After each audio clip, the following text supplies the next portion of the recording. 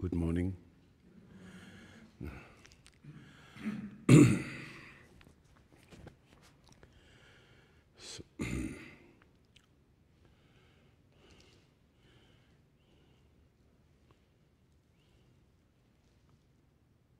Umnazinum darajinunube, Chhoje Sangi Chudang. Kuna Chazetaja, Tashisho, the major president to go, Champany Bakot. Kuna Gumbojo Damoje, Numbodra Bazara Bedane, Simjet. Ism the Passerapable de Sinsam de Leadership. The worship by Gala Chazalo, Champion of Baden. She is the one Gumbojo Bepe, saying in Portugal, say, Mganium Popo. Ubeduji Bega Nujina, no Buddha water in Yumai, Chasalam. Chanjo Sempagala, Chazalo, and Jindu Taji Sirgina, the Jomazayon. Yena the Muzabe, Minugas, Munjolo, the Jindu. Should you watch Jingajama, Gizam, and Pepe, Tashila Muyala, Chazalo, some Bajam Buddha. McDonald and Galbu Yulgosum, Page Budano, Mimiza, Namtis.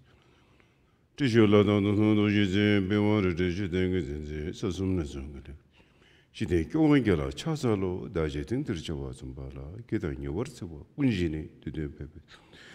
Yijin Drup Tashi de Bosom so Parasho, Dajetin Tirchavas. Get on your words of Unjini to the Pepe, some to Yijin Drup Tashi de Bosom so Dajetin Tirchavas. Get on your words of Unjini to the Pepe. Yijin Drup Tashi de Bosom so Parasho. Jumnende Paragumboji in Jamayana Chazalo. Jumnende Paragumboji in Jamayana Chazalo. Congilu to mission in Itan. Singing to go cheese in the Gini to go to Bonze, Godoze Besora Maramundo Gizabe, Rosogona Pujita singing.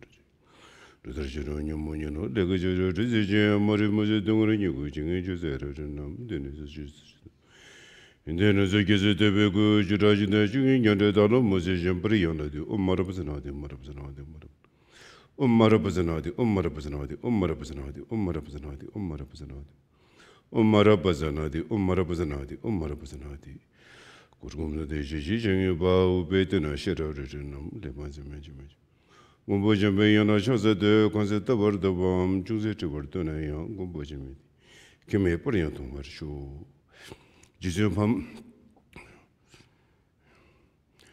Pama to my kikino, Jidan Dungikune kept the soul, Jizum Pama to my kikino, Jidan Dungikune. Jizum Pama to my kikino, Jidan Dungikune kept the soul, Jizum Pama to my kikino, Jidan Dungikune. Jizum Pama to my kikino, Jidan Dungikune kept the soul, Jizum Pama to my kikino, Jidan Dungikune. Jizum Pama to my kikino, Jidan Dungikune kept the soul, Jizum Pama to my kikino, Jidan Dungikune. Jesus Pama to my kikino, Jina Dungikune kept the soul, Jesus Pama to my Jina Dungikune kept the soul, Jesus Pama to my Jina Dungikune kept the soul. So this morning I thought to first speak a little bit about wheel of life today. The sixth wheel of life.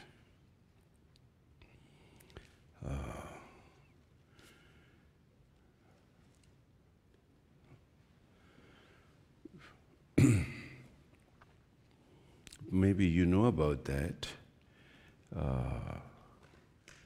The sixth wheel of life, 3 higher rebirths and 3 lower rebirths. The 3 higher rebirths are known as the Devas realm in Sanskrit, called Devas, D-E-V-A-S, which calls God's realm. And then the second is called Asuras, or demigods, titans, so to speak, demigods. Then the third one is humans, like we are, human world. Then there is the animal world, which then the first 3 are higher rebirths. The Devas, Asur is for demigods. Sanskrit word, God's realm, is called Devas realm. We are not talking about a creator, particular God here, but a realm, very higher rebirth, called God's realm, which is Devas in Sanskrit, and Asur is the demigods. And then the third is humans. These three are the higher rebirths. Then there are three lower rebirths: animal world, hungry ghost, pretas, Sanskrit is pretas. And then there is the hell realm, narak, Sanskrit is called narak. So, and these are all samsara. They're not nirvana state.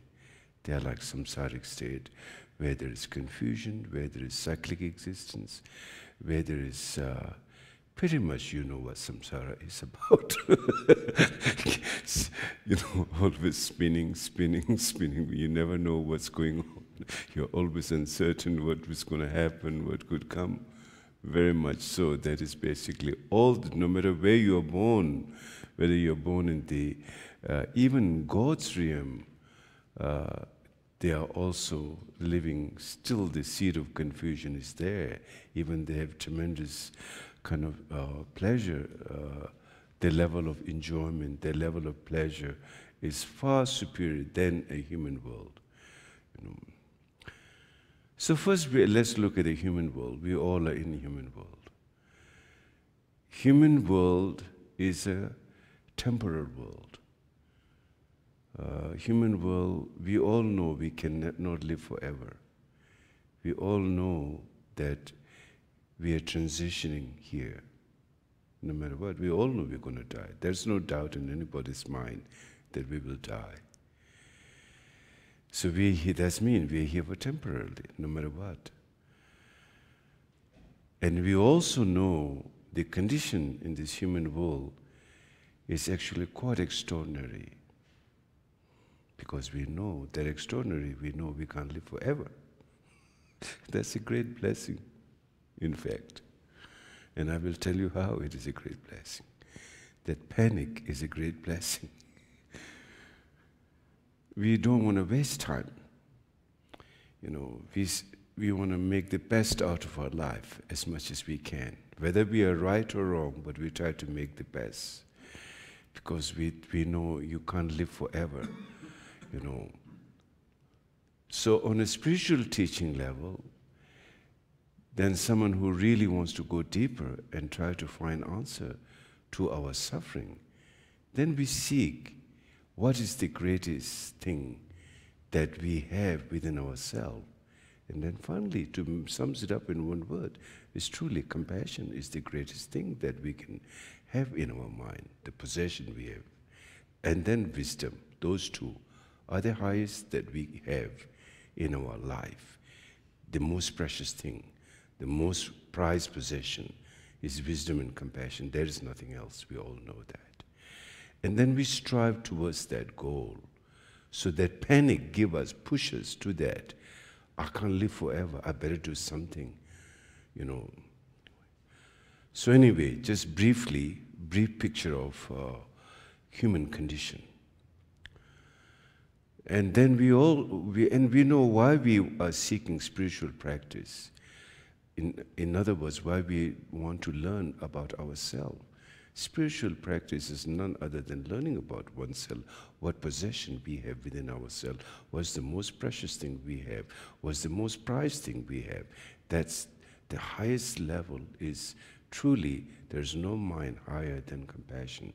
There's no mind higher than wisdom to remove all obscuration and ignorance.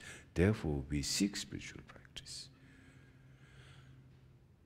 Then we also, in the way many conditions push us to that place, to that point, such as, for example, humans, four main suffering: birth, suffering of birth, suffering of old age, suffering of sickness, suffering of death. These are the four major suffering human being faces. And we have no control to that. We age, we have sickness, we have death, we all know. So we are vulnerable to this condition.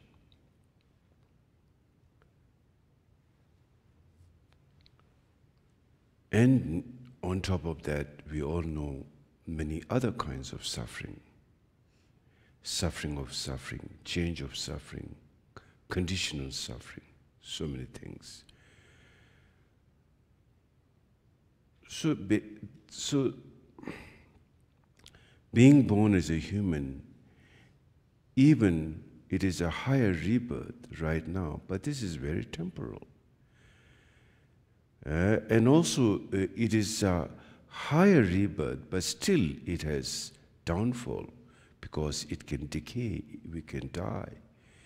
And also the condition which is endowed in this body as a human being is basically, first of all, when you look at how we become human, first of all, what makes this condition, that we are part of this condition, or we are made out of this condition, is due to karma.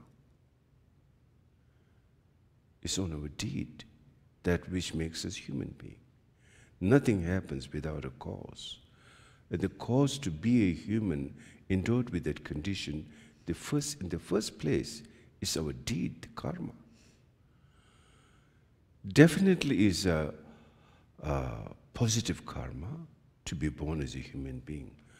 But it's not entirely positive, such as when you look at the sickness, susceptible, vulnerabilities, old age happening, with nobody likes, sickness happening, nobody likes, then the death, decay, all these things, it's a mixed bag of karma. It's a byproduct of definitely not 100% pure karma. It's a wonderful condition. However, still there is impurity. The moment there is a karma, there is impurity. Because karma is condition. Condition is impermanent. No condition lasts forever. Condition changes. And we are susceptible to that. And it hurts emotionally to us. When we're sick, we are not happy. If we have we can get into accident, that doesn't make us happy. So many things doesn't make us happy. All those are, so therefore what I mean by mixed bag of karma, good, bad, many things comes together, that what makes us as a byproduct of that condition. So human rebirth, to be born as a human is temporal. And then within human being also, though human life is very precious, but sometimes doesn't seem everyone take that as precious, such as we squandered our life, such as some people make a very violent life, live in a very ignorant way, and bring so much suffering, destruction. And I wouldn't call that a precious human rebirth. I think it's more like mere human rather than precious human rebirth, because they're wasting their resources. They're not looking into further to go beyond this impure state or mixed bag of state, but rather in fact creating further negative karma, negative deeds, which makes us suffer in this lifetime, and then even get worse in the next life. The conditions of human, perhaps one is not accumulating the right kind of condition, what we call merit, through practice of kindness and generosity, but rather bringing lots of negativity, and obviously that negativity, seed of negativity we plant, and that will finally ripen to a lower state of being, such as an animal realm, probably born next life into a bug or some animal. Then further worse can be born into pretas, hungry ghost. So we have to understand that and realize that it's not that you will be human all the time. And even being a human, there is all these sufferings. It's not a perfect state. So do we have an answer to solution to all these problems? Yes, there is solution. The solution is in our mind. How we set what we want to be in our course of our life, and finally to get out of this cyclic existence. That is, I think, very important, that we need to understand what we can do, and is it really in our hand, or is it out of our hand? Can I change my life? Can I go higher, and can I find liberation? Or would I always be like this without any choice, or I have no control to my life? So those are, I think, very serious questions as on a personal level to us, and what kind of course you want to set. So human birth is not perfect, but human birth is a very special birth, because only humans condition. If you look at the condition of an animal, if you look at the condition of a hungry ghost, if you look at the condition of demigods, they're not perfect place to be born, because demigods' predominant neurosis is jealousy. So always war with the gods. God's predominant neurosis is pride. And of course, with the tremendous merit they have to be born in a realm, a place like that, due to that, they live for eons. Their lifespan is eons living in a pleasurable state. And occasionally they have the war with the asurs, or the demigods. And we can pretty much say we have all those qualities right now as a human being also. We have pride, we have jealousy, we make war when there's jealous, such as the war between Crete, isn't it? In ancient times, jealous and all kinds of things, war. And then as a human main neurosis is doubt. Humans always we are suspicious and doubt. That's the predominant neurosis of human. Of course, we have all the rest too. Then animals' main neurosis is ignorant. You put a goat here, and we all try to explain a meditation, never understand. It's not that they don't have the potential, but that condition at that moment, temporarily being born as a goat, doesn't allow them the intelligence to understand and reflect. But as a human being, we have an amazing condition to reflect. And we also know we need to reflect deeper and do it quickly, otherwise we don't have a time. That is a very special blessing in a way. So it is much easier to get enlightened and find wisdom as a human being rather than as a god, rather than as a demigods or animals or hungry ghosts. No question, for being hungry ghosts, that, consuming hunger all the time, never a time to think about, I think when one is too much in hunger, there's no time to think about other things. Then needless to say, like in a hell realm, supposing when we have so much anger, we cannot reflect anything. Similar to that, a mind can reach a crescendo of anger and just nothing else but distraction. And we can see that in a human being too, very destructive in the history, I think, such as Hitler, such as Mao, such as Stalin. These people are so much consumed with some kind of inner neurosis, there's nothing else they can think rather than so much destruction. I'm sure pockets of some kindness they have also to their loved ones, dear one, here and there. But overall, the destructive force and energy and that was just like incredible. It's scary to see that. And it's the same seed we have too. As long as the anger is there, we also have the potential to make that happen in us also. So human condition is very special, it is said, because the length of time we have most of us, if we live long, we live for 100 years. But that not many people live 100 years. 80s, 70s, 80s, 90s. Sometimes people die very young. Sometimes you are born today, tomorrow you die. Sometimes you die when you're a teenage. Sometimes when you die adult. Sometimes you can have an accident, you can die. You never know. You can breathe out and you may not be able to breathe in. Nobody knows. Who knows, you will be able to wake up tomorrow. And now, further, we all know, in this age, the age of weapons.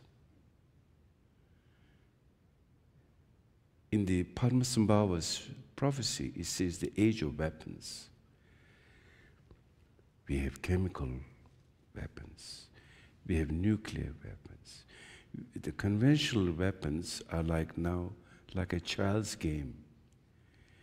We have so much terrible weapons today in so many countries, and so many rogue nations, so many terrorist groups. You never know what could happen. Shooting. So many people have weapons. So, and then mentally very disturbed. Life pushed to the extent of pushing, and loneliness, depression. And then at some point mind goes crazy. A lot of like that. So when we know this kind of thing, we know first of all, we know we're going to die.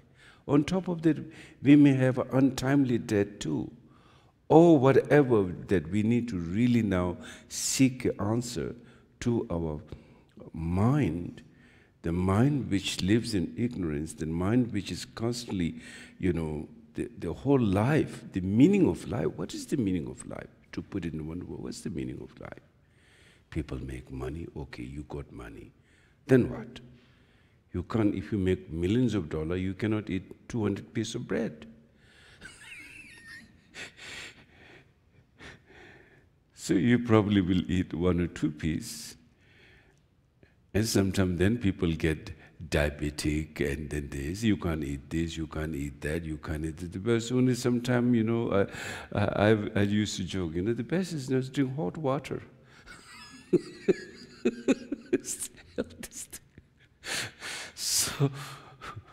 So many things like that. And then are people happy after they make millions of dollars? No, that doesn't seem happy. In fact, more, and then confusion, power, so many things going on. At the end of the day, people die in suffering, confusion, whether it's a physicist, whether it's I think 99, if I say 99%, maybe too much. I think 80% die of regret at the time of their death. Maybe that's a low number. Probably 90% die of regret. At the time of the dead, when they're dying, what did I do? I didn't spend my life that well, something. Some kind of regret, I think. So that's very sad. We shouldn't have that happen to us. Because we squandered our life, we wasted our time, where we need to engage and develop, to do something great, to the contribution to other beings, and to develop oneself, wisdom and compassion. They've all been put aside, rather mind consumed in neurosis all the time. Daytime neurosis, nighttime dream neurosis, constantly lack of focus on compassion and wisdom, always mind going after that kind of thing. What else one can expect? Then people pray at the end. you know. Even if you look at, I don't know any mafia family, but I've seen through movies.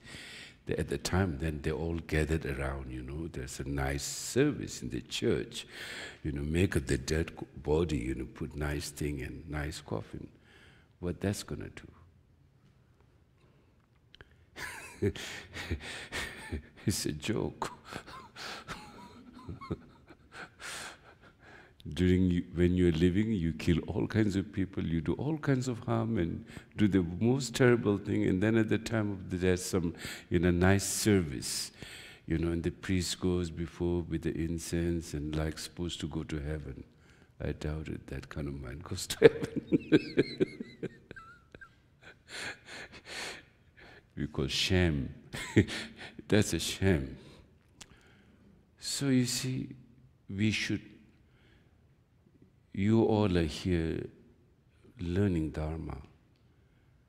Dharma is not outside. Dharma is in your mind. You need to understand how to work with your mind.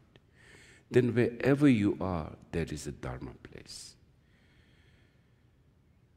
Otherwise, we hear the Dharma, then we go out, we do all kinds of crazy, destructive things, never look at our mind, never have some kind of you know, taming our mind, working with the neurosis, then the mind will just go like a crazy, wild elephant or monkey, like monkey, you know, no control. So that shouldn't be happen. Then you're not, if you do that, your life is not getting into the right side of being precious, rather it's life wasting. And besides, samsara is, you know, we kind of sometimes think, oh, life is just simple, you know. I was born here, my parents make love, I'm a byproduct, and finally, it's not as simple as that. Your consciousness, you know, consciousness is not something material, it's immaterial. You can't see mind. So scientists try to look into mind, they couldn't find mind. It's not a material. So mind doesn't die. Even when you die, you don't know you are dead. The only thing you left is, you know, your body, you know, is left behind. But your subconscious body, what you think of yourself, still travel for the next 49 days. If you read in the Tibetan Book of the Dead, it explains very clearly how the mind travels. It's like our dream's mind. You know, dream body, when you go to sleep, you are doing things. But of course, there's nothing, nobody's doing. But still your mind is doing things, going here, seeing things. But nothing is there, but still your mind is doing. Same thing.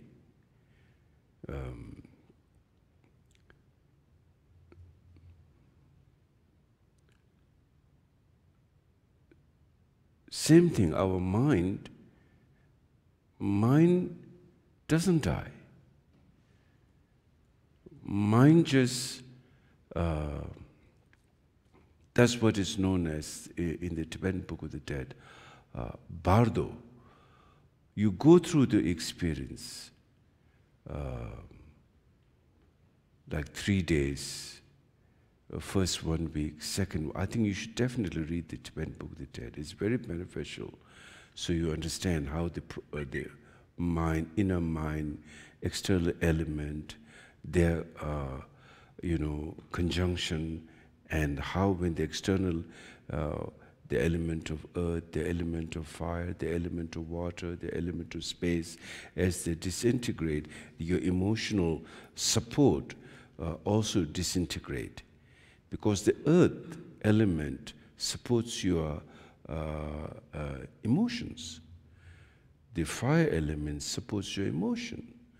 Support, not support. Support, not support. All based on the how the gross element when it becomes subtle element, the changes of that affects, both inner and out, affects that. For example, when we are very young, we have a lot of energy. So element is strong at that time. As we get older, when we lose strength in our body, your whole emotion changes in relationship to that object or to that phenomenon. So the decrease of element energy, decrease in the element energy of the earth, decrease in the element energy of the fire, decrease in element energy of the water and space. So space is basically empty, but fire, water, earth, what is that? Huh? Excuse me? Space? No. Fire, sa, chu, me, lung, wind. Wind. Those four elements, they become dissipates. The energy gets dissipated. As energy gets dissipated, your emotion dissipates. How you think of the object is dissipated. How you think of, you couldn't do the same thing when you're very young and adult and strong time. Now your whole emotion changes. Your perception changes. So all these are related. Inner element and external elements are related.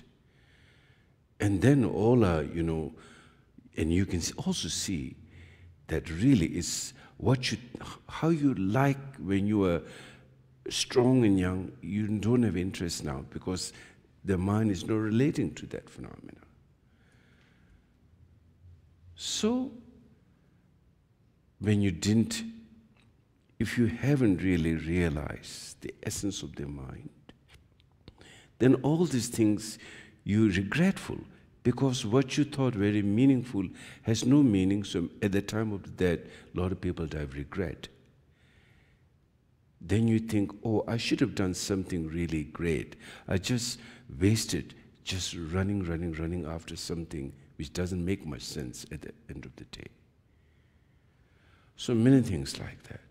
The whole thing outside what you see, what you feel, how you perceive, is based on your inner element and inner emotion, how they're structured in conjunction to each other. Also, there's collective negative karma or collective positive karma. Collective negative karma inside express outside to the external element. And when there's a lot of bad karma collectively, then there's untimely, like for example, today, we know we live in a tremendous aggression in the world. So there's like calamities, natural calamities, are also byproduct of collective negative karma. Environmental damage, collective negative karma. How we pollute the earth, how we, whether it's on a physical health issue level, our foods collectively, I should say, the corporations putting all kinds of chemicals or genetically modified food or all kinds of things, and fake foods. Now these days you never know what that food is. There's fake rice they were selling. There's one brand, Indian rice brand called India something. I heard that's banned in America now because they were selling fake rice. There's fake cabbage. When I was in Delhi one day, the nuns were cooking cabbage, and they told me, Rinpoche, this is not being cooked, no matter how much they want. I tried to taste, it's more like a chewy. It's rubber. There's fake cabbage, fake rice, fake meat, fake eggs. So now then there's genetically modified food. At least that may not be fake, but still there's some changes in those. So we collectively, when that's happening on a large scale, environmental damage, then obviously, then inside looking for quick gratification, profits, disregarding the health, completely just for, this is all greed, profit base in some, corporation, and then the control and everything, and all these are interdependent. And then there is, environmental damage, there's been flooding, and there's earthquakes and all kinds of things, and then people suffer. So it's kind of like, you see, collective karma and individual karma affecting our life situation. And all this is coming from lack of compassion and lack of caring and lack of respect to the environment, lack of respect finally within ourselves. So this is how samsara, basically no matter where we are born, first of all is imperfect, and now in decadent time, these days known as Kali Yuga, means decadent time, is even worse. Everything is very, people moving from one place to another, and the sense of loneliness, the sense of no friendship, and then makes people more insecure. So it's a very difficult time. We're going through a difficult time right now, in a way. So now what do we have to do? You see, the question is what we have to do in a time like that. We should really look at what's the most important thing in our life. And that is truly to realize wisdom and compassion, and so that we can completely get out of this cyclic existence once and for all. And is it possible or not? Yes, it is possible. We can do that. Perhaps we may not be able to do right away in this lifetime, but we work enough so that next lifetime we can find liberation with the right kind of a rebirth. Instead of going down to a lower rebirth, we can gain higher rebirth. The cause of higher rebirth is positive karma. Positive karma, all our ups and downs, pain or pleasure, is based on karma. It's simple as that. If you do the positive karma, even Buddha cannot stop that. No one can stop that from it ripening that particular cause. And if you do a negative karma, even you can pray to go to heaven or whatever, but nothing will happen. You will have to experience that negativity conditions, such as the animal realm or hungry ghost or hell, whatever. It will ripen on this body. Or it says that the karma of the beings will ripen on the body which consciousness behold. So whatever our body at that lifetime, right now we are a human being, our consciousness behold this body. So whatever karma we experience right now, we experience on this body with this mind. So this body right now is byproduct of a karma. And when this dissolves, then the mind again will take another rebirth, destined to happen. And that rebirth will depend on your present karma, what you're doing now. If you have a positive karma, you will gain higher rebirth. And if you do a negative karma, you will destined to go down. Yeah, perhaps you will even come as a human being, but in a very ignorant way. Perhaps you will never hear the word compassion. Perhaps you will never even hear what's to be kind. You will have never had a chance to reflect in yourself. You may be born in a place called in the land of barbarians. Land of barbarians means where there is no understanding of, what is compassion, what is wisdom. Always like inflicted in a war zone, today happening in a number of places on this world, where there's just so much suffering, people going through, where there's child, where there's men, women, everyone going through just like tremendous suffering, wars for many years. So much suffering.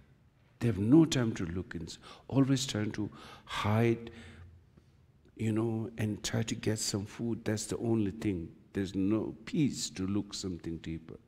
And here we are so fortunate. We live in a country which is free. Freedom of thought, freedom of speech, freedom to do what you like. But yet we also squander this time. We waste a lot of our life if you really look. I think most of the time we waste. Very little time we focus on, let's say, Dharma practice, or practice on compassion, practice wisdom. Less time. More time go after our habits. So then if we keep doing that, one day pass, 1 week pass, 1 month pass, 1 year pass, year pass of the next year pass of the next, then suddenly the death is coming. Then you have all the regret and fear. Oh, I've really wasted my time. Then it's too late. So we should set in the right habit every day, our practice, and every day set our mind, how to carry on your mind, whether it's your practice of meditation, or whether it's practice of kindness, or whether it's practice of generosity, or something positive you need to do every day.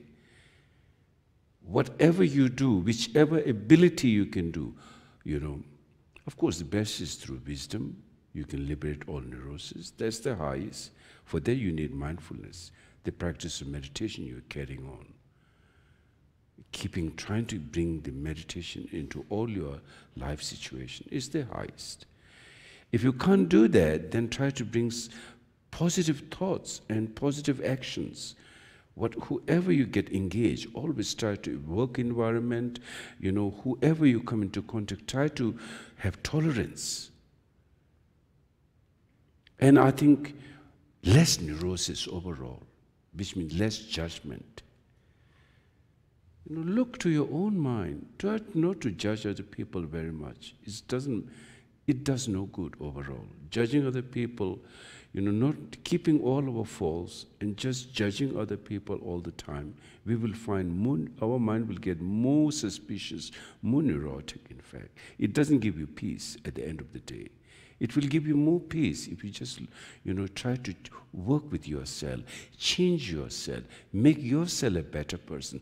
That's more powerful than trying to see, how to judge other people and how to make them up. That's not very effective. More effective is working with yourself. It's more effective. And so therefore, obviously for that reason it says meditation to action, for example, post-meditation state, when you go out, how you deal with your concept. Same as when you do meditation, that's how you need to deal with your concept. It never says you entertain your concept. It never says that when you're in post-meditation state, when you have an anger, just entertain that. It didn't say that. It said when you see the thought of anger arising in post-meditation state, you work it on the spot and liberate that. See the nature of the mind, or try to be gentle, or whichever way, ability or functioning in your mind, do that practice at that moment. But not let your mind surrender to neurosis. That's important. So if you have to let your mind not surrender to neurosis, then you need to look in. There's no other option at all. There's no other way. You have to, if you need to work with your neurosis, you have to look within yourself. And then that's the mindfulness you require, not trying to go after that. So human being like that. Okay, so now let's go to the God's realm. First is the God's realm, the higher realm. God's realm, again, is a byproduct of tremendous merit, during our lifetime, we can practice generosity, we can practice, tolerance. Some very positive karma makes you reach a level, what is known as Devas realm. And then there are many levels of Devas realm, God's realm. One realm have to fight with the demigods, but certain realms didn't have to fight with the demigods. However, the cause to be born is positive karma. However, still there is pride and ignorance left in that, because there's a notion of ego. As long as there's a notion of ego, is conditioned. And so all these realms are conditional world system. God's realm is also conditioned, therefore it's impermanent. Demigod is also conditioned. Human is also conditioned. Wherever is conditioned, there is imperfection. And its essence is empty. You cannot really hold on to that. We all try to hold on to our life, our possession, our this, but we cannot. Someday we have to leave everything and go. Nothing we can, even your emotions you have to leave. What you think of yourself. So the only thing is there if you realize the essence of your awareness. Therefore, so much emphasis is put on realizing Buddha nature in the practice of meditation. Because Buddha nature means awakened mind. As long as you don't realize that awakened mind, you're running after conditions. This thought, that thought, and then you get attached to those thoughts, or attached to their lifestyle, or whatever, and then you're stuck there. So seeing the Buddha nature is like,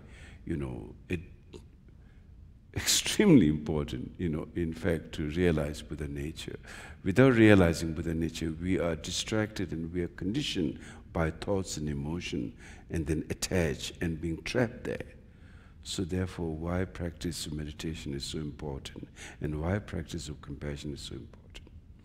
Now, as far as the wheel of life is concerned, the conditions of the gods, very pleasurable, and their lifespan is so long, once one is born there, that they probably live for hundreds of thousands of years,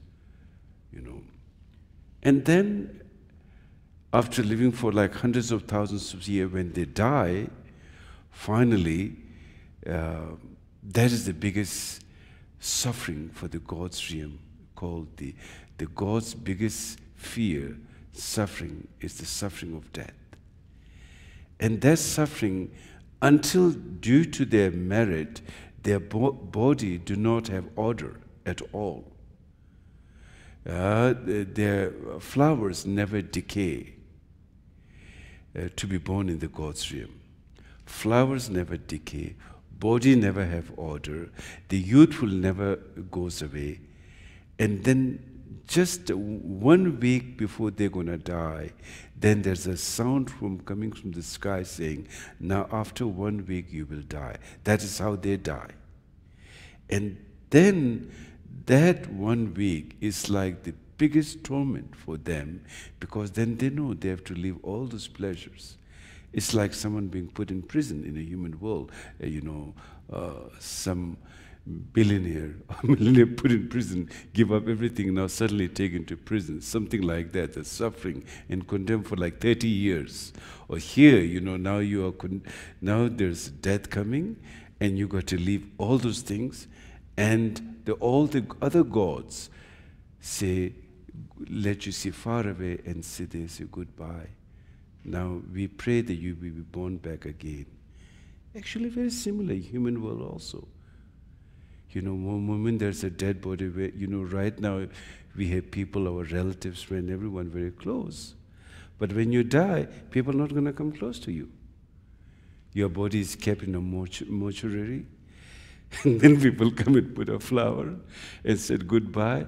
And if you get too close after 3-4 days, it will smell, and nobody wants to go close. And then we say, he was a nice person, she was a nice person, make some lectures, toast some drink, and goodbye, may you be born in human world again. Similar, actually, we also do. then you want to be far away. You don't want to have anything close, So this is how, you see, the futility. If we get so much attached to things, and we make wars, and we do so much destructive for nothing. And even emperor, his body is kept away, no one is going there, The best thing is they will make a mausoleum, put his body in some kind of air condition, so you can see for the next 100 years or 1,000 years, whatever. But nobody want to go and spend around and sit there. At night time, especially if you go at night time, you think it's spooky, No matter it's emperor, whoever you love, I want to be far away. So this is how the futility of life. So for gods, the biggest fear is then the sound comes, you will die after 1 week.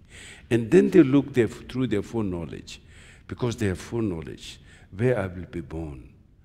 So when they see now that good karma is exhausted to be as a god, and then they see like their next rebirth could be like in a hungry ghost,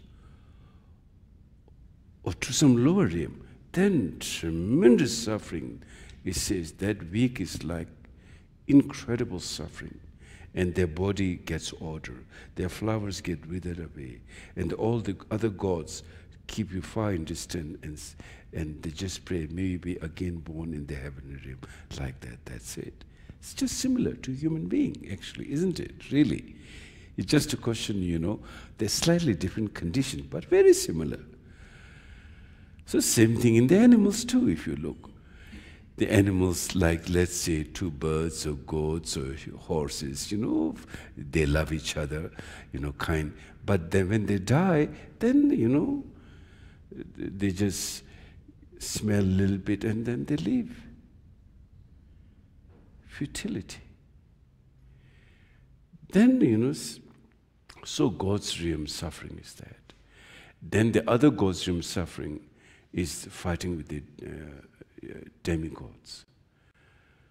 So now demigods, next is, I'm just putting brief so you can read the whole detail in the text. So now demigods suffering is, they have the merit to be born equal in terms of wealth to the gods. But when they go to war, they're just like human beings, their karma condition. If some weapons, strikes some important part, organ, they will die. Unlike the gods, unless their head is chopped off, they don't die. The body gets healed right away. They have this special, nectars which they put, and just today it's like antibiotic. We have some kind of, as a human condition, but for them it's due to their own phenomenal perception. They have, some called nectar, and the moment that is applied, they get healed from that.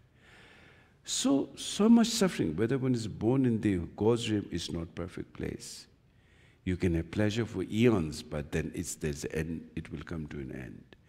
Born as a demigod is just very similar to human. And human being, we also know, even it's a great place to be, but we get birth, suffering of old age, suffering of sickness, it's bound to happen to everyone. None of us is exempted from them. We all have to go through that way. And when you go through that way, you will go alone. Nobody's going to be there with you. You came alone in this world. In fact, the moment you are born, the umbilical cord has been cut. Then now you're alone. That means, mother, you came from your mother's womb. The very person who gave you the birth. The moment the umbilical cord is cut, that means now you're by your own, in a way. So we came alone, and we may think I'm surrounded by my friends and family. Yes, they are, all interdependent. But however, you're alone. You need to work with your mind. Your father cannot work. Your mother cannot work. Your partner cannot work. You need to work with your mind. No one else can do that for you. So you are alone now, and when you die, you will die alone.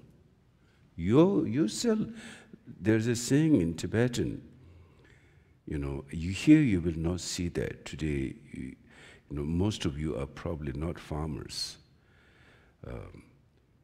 In because there's no big like productivity factory in Tibet, butter is made by the the yak herders.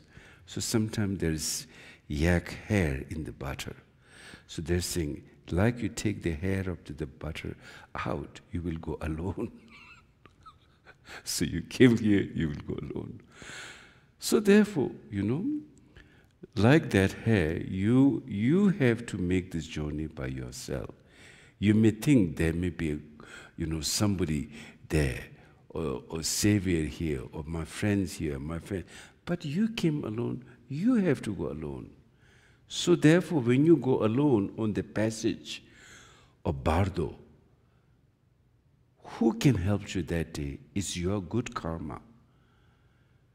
The only thing you will take with you is your karma when you die, whether it's good or bad. You have to leave everything behind. You can't even take one needle. You can't even take one thread.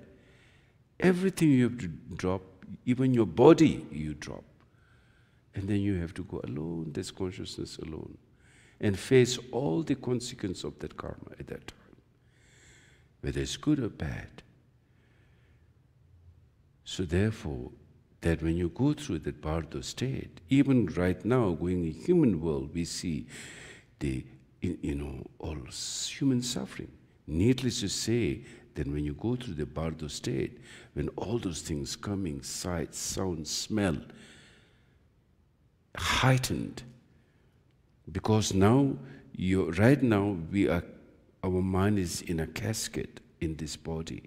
Moment the mind leaves this body, then you're so open, so vulnerable. So the possibility of enlightenment, if you have realized, is very great, because now this condition, impure condition, you're out of that. Or if there's karma, if there's negative karma, then the whole, let's say, a lower realm karma begin to appear to you. Let's say you're born as a cow. You begin to see the horns and everything. Or a bug, you begin to see that phenomena, and then there are bugs. There are thousands of bugs. In fact, human, if you look at like human higher rebirth, is so less. How many humans are there? But how many bugs are there? How many germs are there? Just like in one corner of the area, Denver probably have 1-2 million people. There will be probably 2 million just in somewhere around here, bugs. Insects, so many. Now what does it tell? Negative karma, more. Positive karma, less, to put in one word. It is said that human beings are like a particle on a nail, the amount of human population. While to be born in the lower realm is like a particle of the earth. So, what we see, we can see insects and animal realm. I would put insects also in an animal realm category. So, bugs, and, so many. On one tree, how many thousands of bugs, insects, and bacteria, and things like that exist with all consciousness. That's also being. But how many human beings? We see 7 billion human beings on this earth. But how many bugs are there in Denver? Trillions, I think. Let's not counting other countries. Probably just in this area, South Denver, North Denver, East Denver, just one would have more than how many 100 times the population of human being on this earth. So what does that tell? The amount of negative karma one creates, therefore that kind of lower rebirth is taking place. The amount of human being, so less. Then within human beings, who is there, who can get higher rebirths? I think less. Many probably go down today if you look at the violence and anger, you look what's happening. So much mind is consumed with aggression and violence in this world today. Where else to go then? when we die. The chances are very low to get even a human birth. Let's not talk enlightenment. When we talk enlightenment, that's way, way far away. Even higher positive rebirth is hard. And even we can see, like whoever is caring and compassionate and gentle, even their family, they live much happier. You may not be perfect, you may still have lots of vulnerabilities because of this body, and our emotion all sets up, in that kind of like a state, but still there's those who are particularly doing practice Dharma, there's tolerance, there's caring, there's respect. Yes, you are still imperfect, but there's a lot more, sanity there. Versus who doesn't know any Dharma, what does it mean to have kind and compassion life? So much aggression. It's just unthinkable. Therefore, it's unthinkable for us that how can so many beings suffer like in a lower realm? But it's true, when you look, there are so many beings in the lower birds, such as I just said, how many insects, how many animals, Sometimes I wonder, chicken is, how many chicken every day we eat? And there's so many chickens still there. Really, that surprised me. And chicken is one of the most eat food, And India has 1 billion people. But every day the amount of chicken they eat, I said, where does this much chicken come out? It looks like ceaseless. And so somebody's taking rebirth as a chicken. There is consciousness in that chicken. So that amount of, when you look, the amount of beings creating a negative karma to be born as a chicken, it tells a lot. It tells a lot how many lower rim beings are there, and what makes them to be born as a lower rim? Negative karma.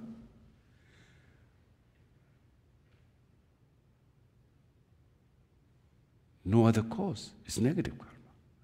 Negative karma means starting with the ignorant, confusion, then 3 poison, 5 poison, 84,000 poison, or a limitless poison.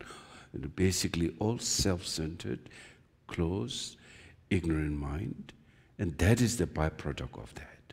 All the realms are expression of that byproduct of that confusion and neurosis, taking birth. So we have to be careful not to be born as in the lower realm, then tremendous suffering. If we think the suffering to be more, as a human being, we know how much suffering, then needless to say, suffering what the animals go through.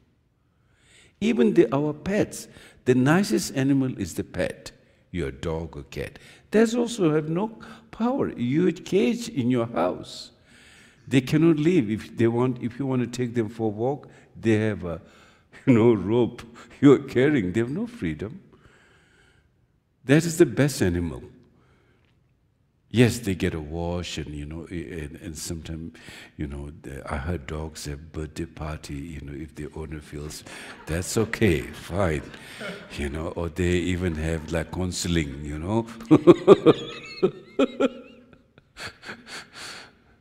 But still, after the end of the birthday party, there's a rope on the neck, and the owner takes it and put it in a cage. That's the best place. There's no higher for them to go. So they go through that, particular karma, and then again, whatever the next karma will ripen. So when we basically leave this body, then you should read the Tibetan Book of the Dead. In that Bardo teaching, first 3 days, basically most of the time one gets unconscious, one doesn't remember anything. Then when one wakes up, it could be any 3 days, or it could be even 5 minutes, depends usually. One of the signs when a consciousness has left the body, there will be secretion from the nose coming out. If you see a secretion has come out from the nose, then the consciousness left the body usually. If not, the consciousness is still there for the next 3.5 days. So traditionally, in Tibet, one doesn't take a body out for 3.5 days. So if you do take it out, the body is still there. Then if you cremate a body while the consciousness is still inside, then it's like burning a real person.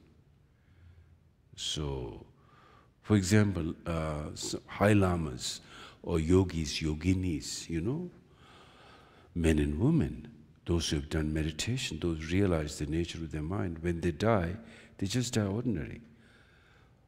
I saw my teacher, His Holiness Chhoje Rinpoche's attendant.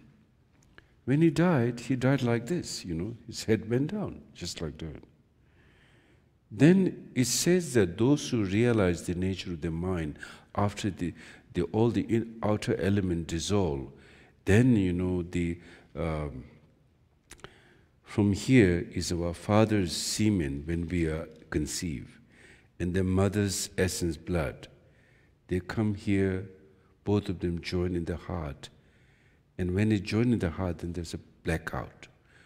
For ordinary people, they fall into unconsciousness. They don't know what's going on, remaining in kind of like a no state, sort of like completely bewildered or no state.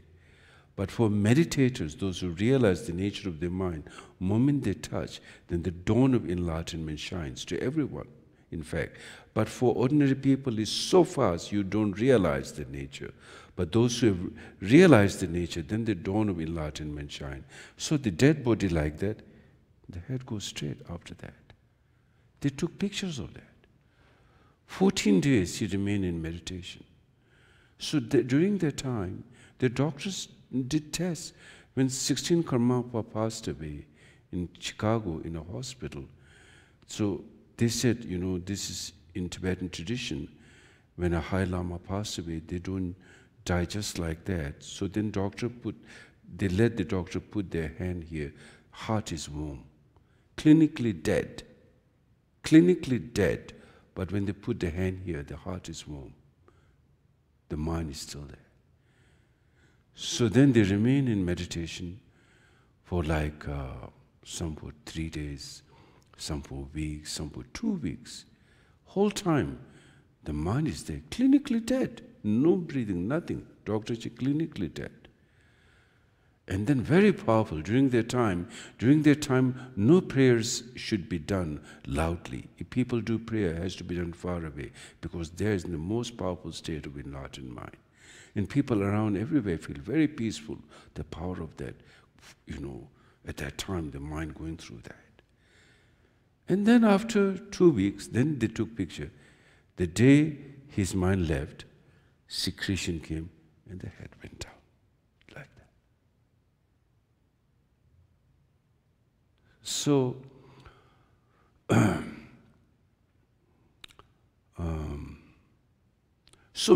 what is happening at that moment? For example, what's happening now? Let's look at this. Right now, when the mind still have ignorance and all subtle neurosis, there's anger, jealousy, everything is there. Maybe it's functioning in subtle subconscious level. So subtle subconscious level is creating karma. It's not that, okay, it's very subtle, nothing is happening. That's not the case. It's happening. And then it can happen on a grosser level. So it's creating karma right now also, our mind. Whether it's good or bad, it's happening. So in an enlightened mind, since enlightened mind is a union of wisdom and compassion, incredible activity happens to benefit being when they remain in instant of meditation. Like right now, karma is producing, at that time, tremendous benefit naturally happening to beings. As far as themselves, they are transcending so many levels of defilements and obscurations are purified in that instant. Eons of negative karmas are purified in an instant.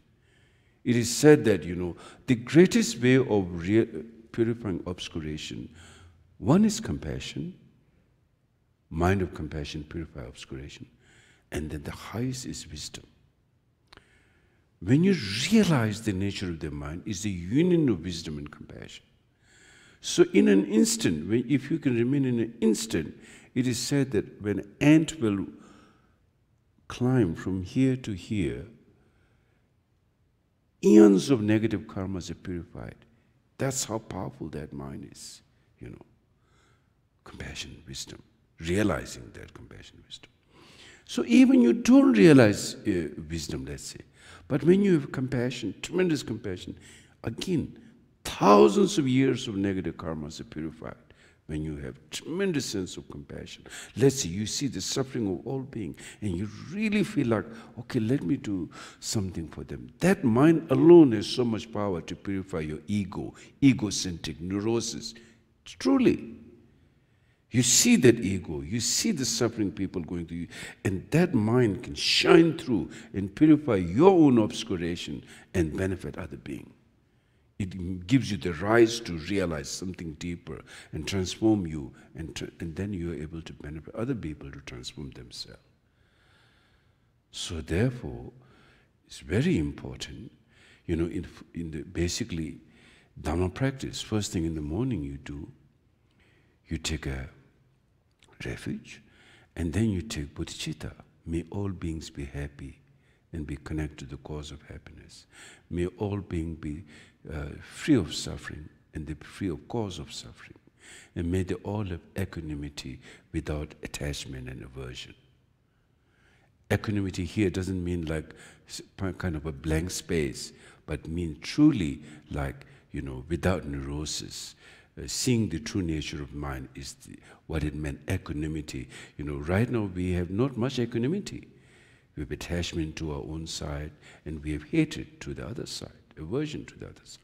And that's what creates karma. So less attachment you have, more happier you are. Less aggression you have, there's more compassion, gentleness will come. And that changes your life. That produces karma, that produces strength. Like neurosis produces obscuration. The result of obscuration is suffering. Positive mind produces positive energy, which is wisdom and compassion, and that's what is known as merit. And your life changes. Gradually you will see a change in your life. Month to month, year to year, then you will see a change in your life. More open, more happier, more able to do the right thing. So that's how Dhamma practice has to be done in many different ways. So now let's, you know, now jealous God, demigod is basically jealousy. So when the jealous receive to its crescendo, with again a mixed bag, the power they gain is due to a merit, but the being in the wrong place is due to that, you know, jealous in this case. And we can see many things, many despots today, you know. For example, let's look at Hitler also. What gives Hitler the power to rule Germany and have that power? That power came from a merit. He did some big merit in a long time. But being in the twisted mindset is a wrong aspiration. So you see, we have a mixed bag of karma. So it is said that when you do something positive, you should dedicate that merit for the enlightenment of all being. That is very important. Otherwise, you do something good, and right after that you get angry or some negative mind due to some circumstances, then it will, that positive karma is bound to ripen, but with a mixed thing, which could be dangerous too. Like a dictator also. Many of those desperate dictators, to have that power to rule people, that there is a power in ruling people. But where does the power comes from? Some positive karma. It cannot come from negative karma. But then mixed bag, due to some negative mindset, it puts them in a place so that, you know, they can abuse and they can, you know, finally, of course, they themselves will be destroyed. And we saw Hitler has to kill himself at the end in a bunker. So does most despot. We see Saddam Hussein finally hanged, and Gaddafi, you know, caught in a, you know, in a pipe or something and draw out and died in a terrible way. I think they tortured him. So this is the end result of a negative karma. You know, I've been thinking, all these many famous drug dealers, most of them die Pablo Escobar also, how many billions and how many he tried to influence one time, but at the end of the day he was killed. It's the negative karma effect. Really, no escape from a negative karma. At the end of the day, you will die in the worst way.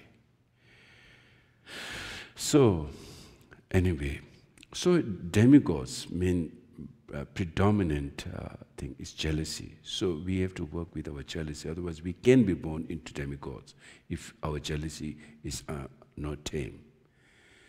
If our pride is not tame, we can be born into God's realm.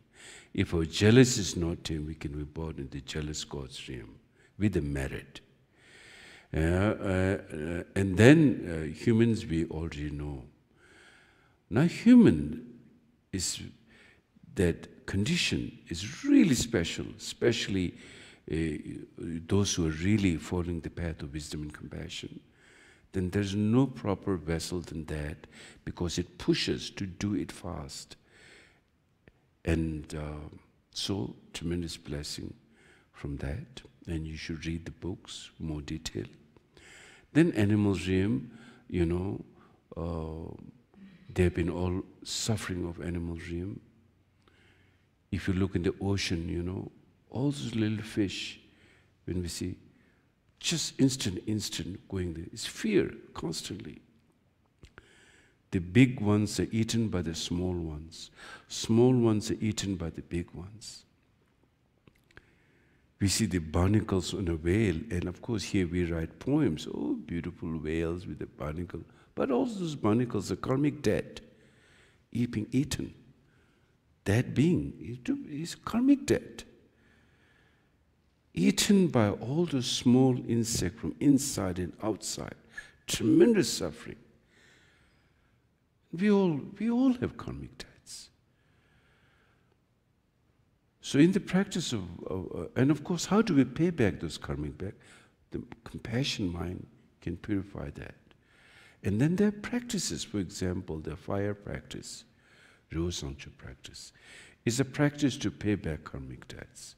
It can bring instant benefit, changes, and you can see, experience yourself. So there are many methods how to deal with all obscurations. And then, now hungry ghosts. Hungry ghosts start with greed, mental poverty. And then some people have money, but they are so afraid of losing that money, so attached and clinging to that money, neither they can make some charity, nor they can give to those who are in need, nor they can use for themselves. Just like completely mind get into a state of poverty mentality. I heard in the Guinness World Record, I saw one time, in the 1930s, something, there was a woman in America, she has like how many millions of dollars, but she was so afraid to heat up her food because she thought she will, so she hardly heat the food and she would eat cold food most of the time. So stingy. Now that kind of mindset, so when you die, because you're not able to do anything good with that, the good karma is exhausted, and then one can be born in the hungry ghost. These are all phenomenal state. A hungry ghost does exist.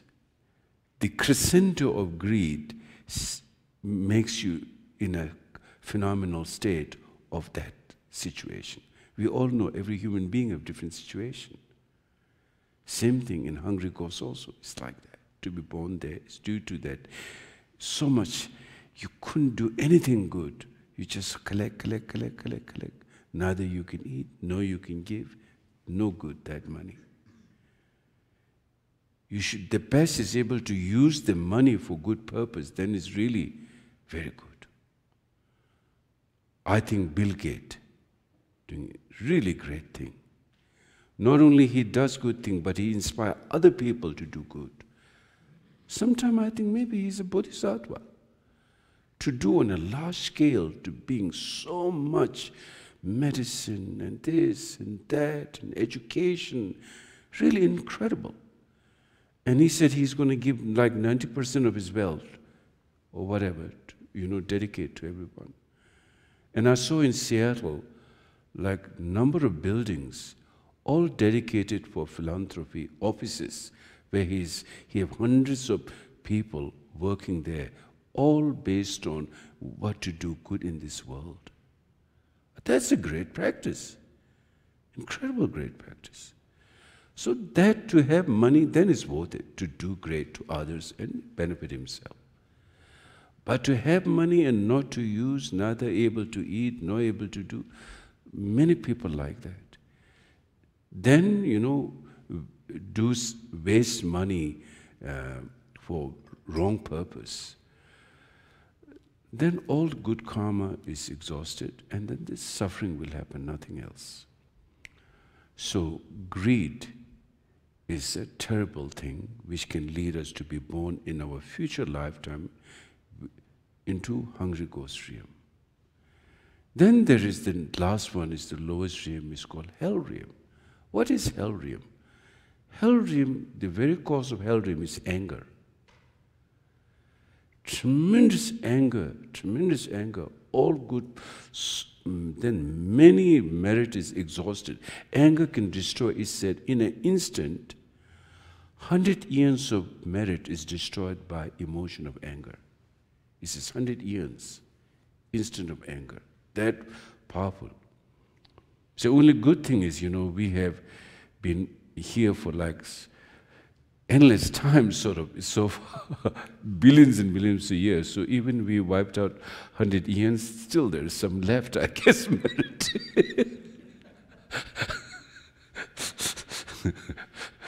But however, it can reach, if we are not careful, the destructive force of anger is just like, in all the teaching it says, of all the neuroses, the most harmful and serious is the emotion of anger, destructive force. Even your close friends, let's say a companion, partner, friends, families, you've been kind to them at some point, but one day you get so strong anger, the whole thing is right off. People don't even relate to each other for the next 10 years, would not talk for like several years or whatever. So many destructive quality anger has. But there is a difference between frustration and anger. You may get frustrated that you try to, help someone and, the other person may not relate in the right way. You may get frustration, but that's not anger. So I think there are many differences within anger, frustration and anger and hate are very different. Hate is what completely destructive. I think hate is the ultimate negative mind. Then there is anger. Then there is frustration. So there is differences in those emotion states. Due to that, there is differences in the consequence or karmic ripening are also different. For example, you kill something. If you kill with ignorance, it's lesser karma. If you kill with desire, it's more karma. If you kill with anger, it's the worse karma. It says if you kill with anger, you go down to hell realm. A very negative state, because obviously it's a very negative state. You kill with hatred. It's a very serious energy, very negative energy. And that negative energy appears what is known as hell realm. There's no one other there. It's your mind seeing that state. Such as people who have a lot of hate, they're never happy in their home. So much paranoid they live, so much hatred. So we need to distinguish emotions also, many different levels. Even in desire, envy and desire. I think envy is the most strongest craving and negative mindset. that you want to possess something which doesn't belong to you, that you want to take it in every way, by hook or by crook, so to speak. That's envy. So very deep. I think it's got very deep way of possessing something for yourself. So that is some very deep negative connotation in that. So each emotion, there is gross level, subtle level. And therefore the karmic ripening is also based on those many things. So that's why we have this mixed baggage. Some good, some bad, some this, some that. It's due to all these different emotional differences. So as long as these seeds of emotion exist, so long this samsaric manifestation begin to experience in our mind. So the point is to eradicate the root cause of samsara is ignorant. Or we can at least, as I said, even you may be not enlightened, but you can get to that goal, but through right conditions to have a proper human rebirth. Until you get enlightened, you should make prayer. May never harm any being, directly or indirectly. Even if I have a negative thought, may that never mature. Really, those prayers should be made because you are setting your mind to that and the goal will reach there. Even if I have a negative thought, may that never mature. May I, through the succession of my lifetime until I reach enlightenment, directly, indirectly, in every aspect, may I benefit being. And so that kind of mindset will purify all those neuroses and obscurations. And then it gives you the right condition to be born in the right place, in a place of freedom, place of liberty, with the right kind of compassionate mind. And then whatever you do will become all part of your happiness and freedom and enlightenment. So you need to create that condition, the skillful condition. That's what prayers we make, so that our mind does not astray from the right path. So now the brief explanation of the sixth realm, and then there, in the wisdom of perfect teacher, and His Holiness Chhoje Rinpoche's Ngundu commentary, there's very detailed explanation of all these six realms. I heard some people say, "Oh, I like wisdom of perfect teacher in some parts, but I don't like when I read the hell realm." I said, "That's good. That means it's effective." You're supposed to make you feel that, if you feel so comfortable in a hell realm, then that may not good idea. The fact that, when you read that section, it makes you feel uncomfortable, that's exactly what's meant to do. But the thing is, these are all our own mind. It is said, who created the hell realm? Who created the earth?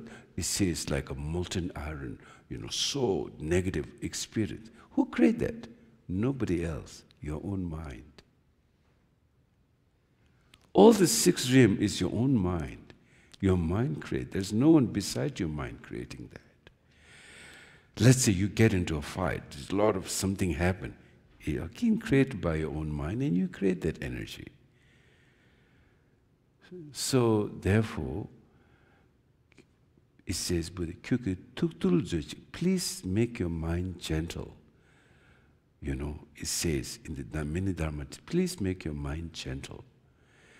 And whoever have, gentle mind, opposite of frivolous mind, right now, it's not coming to me in my head, the word, opposite of frivolous mind, that person will always experience happiness, because that person is away from the destructive mindset. So bring gentleness, practice meditation, and read the words read the Bodhichara Avatara teaching, the ultimate teaching on compassion. There's no greater teaching on compassion in this world than the book called Bodhicharyavatara Teaching by Shantideva. That's the ultimate teaching on compassion. It is said in Tibet, you read the Bodhicharyavatara teaching, and if your mind doesn't have a compassion, then there's no hope. There's a saying. So it is so great teaching on compassion. There are 10 chapters on that. So therefore, please read those books. And then basically meditation. Now meditation will sums up the whole thing. It will bring a change in you without any question if you do practice of meditation every day. And then mindfulness, dedication, I think very important. First, generally in the Mahayana practice, first is you generate bodhicitta, means I do this meditation not just for myself alone to benefit, but all other beings. Because when I change, may benefit to other beings. So that mind should go first. Second mind should be to the practice of meditation itself now, how you do the meditation. The third practice is dedication. After you finish the practice, then you make dedication for the enlightenment of all being and make all aspiration, whether to your father, mother, family, friends, for their happiness, you make this dedication, then that's it. So then it's sealed. So those three things should come. Generation of altruistic motivation at the beginning, in the middle, then the actual practice, at the end, the dedication. The world peace, including world peace.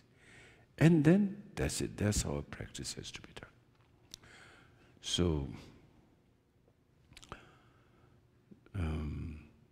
So brief explanation of the sixth wheel of life and where we are as a human being, the condition of being a human being, and not to take it granted, to appreciate that, because this may not last for long. In fact, we are all getting closer to death rather than being farther away from. And so therefore, whatever time we have on this earth, we should use it for the best purpose through this physical body. So this body is more like a servant. Mind is like the ruler, the king. So you use this body for your happiness, not for negative thing. So use our body and mind for the right purpose, to get finally to enlightenment, to be free from the whole cyclic existence. So that's important. And we can do that. You have the cause to enlightenment, you have wisdom and compassion. That is the cause to enlightenment. And in fact, that is more stronger, is always there. While neurosis are temporal, and you can see that, and you can remove temporal neurosis, while wisdom and compassion is always ever present when you see that. So therefore, you need to reach that goal through purifying your obscuration, through your practice of meditation, or whatever practice you're doing, whether Mahayana practice, Vajrayana practice, or simply, just like through practice of, awareness. Whatever you do it with, do good. Simply, in one word, do good. Don't do anything negative, harmful, because they all have, everything you do, it counts. Every thought you get, it counts. They have ramification, it creates karma, and then from a subtle level to a gross level, it'll all build up. And then you will, accordingly, you will experience from subtle level to gross level in your life, that phenomena, whether it's good or bad. So therefore, be careful with karma, deeds. It is said, the pain and pleasure experience of beings is based on their deeds. Buddha said that, it's based on the deed. And it's true. It's very logical, it's very true. So whatever you do, there's a consequence. According to the Sutra of Karma, it says, when you sit, one day you experience like a cool breeze or warmth, some joy. That is also karma, phenomenal. So karma is, who creates karma? It's you. Your mind is the creator. So therefore you need to tame the neurotic mind, liberate that mind, and then you have, enlightenment. So therefore, it is important to, have mindfulness. Whatever you do have a consequence. Nothing escape from that. That's where you experience your life situation. Then going further deeper into practice, then you need more practice of meditation to transcend from karma. Karma is very temporal condition, but it can remain for eons if we don't get out of it. But so we need to use the right kind of karma, positive karma, which means condition, and that condition will support us to do practice, such as healthy body, right friendship, environment, that support us, that positive karma support us to look deeper into a wisdom and compassion. And then with the right proper guidance, with the right spiritual friend, then we get to completely purify this obscuration of samsara and we can transcend. But if we don't watch our mind, then just consuming in negative mindset, then no end to samsara. This will never end. It keeps going on and on and on and on. It's like replacing a carpet. It's a different carpet, but the same situation in samsara. You could be born as a God's realm or demigods, a human or animal, but still in samsara, those are. And while you are born as a samsara, real suffering, those suffering is like illusion, but when you're suffering, it's very real, very intense, and nobody wants that. So therefore, if you don't want suffering, then you need to do what will take you out of this suffering. Relative practice and absolute practice. Relative practice, how to deal with the karma. Absolute practice, to see the nature of emptiness. Then you can transcend from the whole cyclic existence, because that's in your nature. Who creates samsara, first of all? Nobody did that. You did that. And where is the liberation also is in your mind. So therefore, the fortune to know that there is, you have the potential to get enlightened. That fortune to hear and to know is really incredible. So many people, even everyone is enlightened nature, they even don't know. Because no guidance, no support. So now you've seen you can actually do that. You gain some confidence how to work with your mind. Now you need to go deeper, in your daily life practice and make effort in every aspect. Make effort to Dharma practice particularly. It says that to hear the Dharma, even one is to cross the field of weapons, it may hurt you, but one should do, for example, because that's where you get the nectar to see. And same thing, practice. Every day make an effort to do some meditation practice. Every day do something good. Then you will get higher and higher, and then obscuration will be purified. Otherwise, if you just let your mind distracted, last year same, this year same, next year same, following year same, and at the time of death, then a lot of regret and fear and uncertainty. So that's not something we should allow that to happen, So we should take control of our life, a positive life, and then transform ourselves. And then, very meaningful life. Something like that. Thank you. So, let's sit for a little bit now.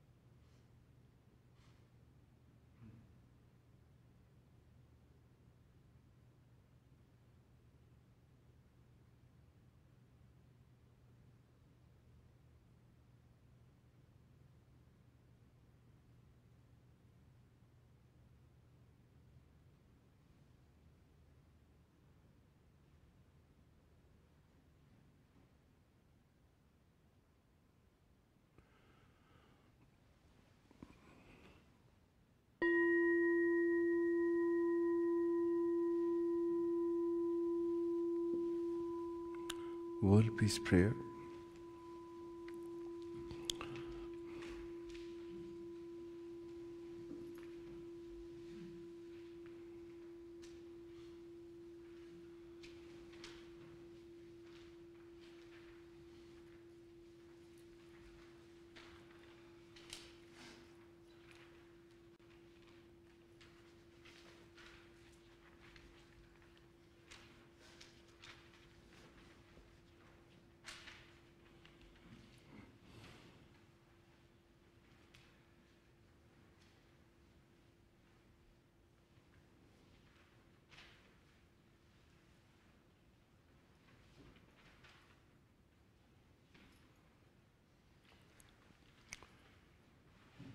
In the world in general, and in this nation, may not even the names, disease, famine, war, and suffering be heard.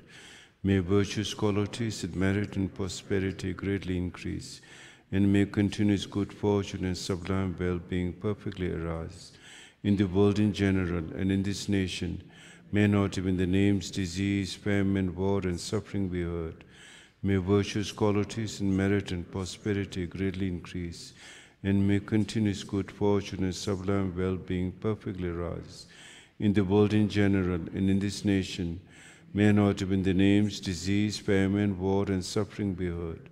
May virtues, qualities, and merit and prosperity greatly increase, and may continuous good fortune and sublime well-being perfectly rise. By this merit, may all beings gain omniscient.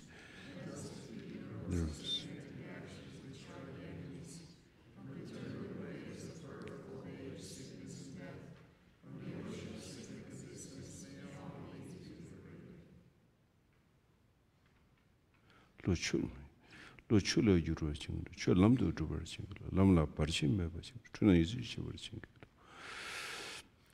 Chanchu simcho rinpoche, ma kepa nam kigurchi, kepa nyamba meba yang, kongne kongdu peba. Chanchu simcho rinpoche, ma kepa nam kigurchi, kepa nyamba meba yang, kongne kongdu peba shu. Chanchu simcho rinpoche, ma kepa nam kigurchi, kepa nyamba, kongne kongdu peba shu. There is a prayer of bodhicitta mind. It says, Chhoje Rinpoche, the mind, the precious mind of the Bodhi, altruistic mind, that is so precious, that mind is. Whatever has not been arises in our mind, may it arises. And whatever has been arise, may it not decrease. May it increase that Bodhi mind more and more, and higher in our mind. So that's another prayer. I think you should, basically, you can, when you make a prayer, you should think, may my heart of compassion and wisdom, which is bodhicitta mind, may it arise. Whatever has been arises, may it never decrease.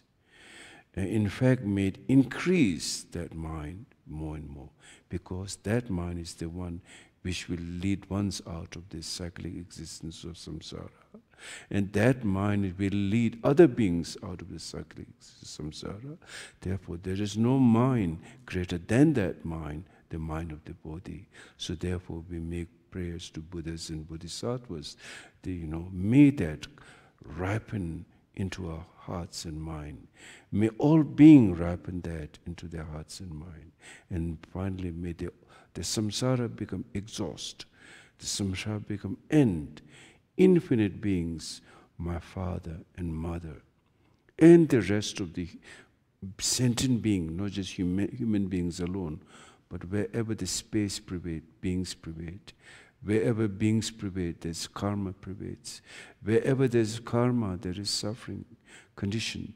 So therefore, wherever there is condition, may I benefit them. May I have infinite manifestation, whatever method and way I can show the being through the bodhicitta mind, may liberate all beings, those who are suffering in this samsara, and lead them to enlightenment. That aspiration is very important, we need to make. So therefore, Bodhi mind is the supreme mind. There is no mind like that in this existence. And that's what we have in our heart. And that's what heart is meant. Heart meant Bodhi mind, bodhicitta mind. So we make prayer, so that increase, never decrease, and like that. Thank you.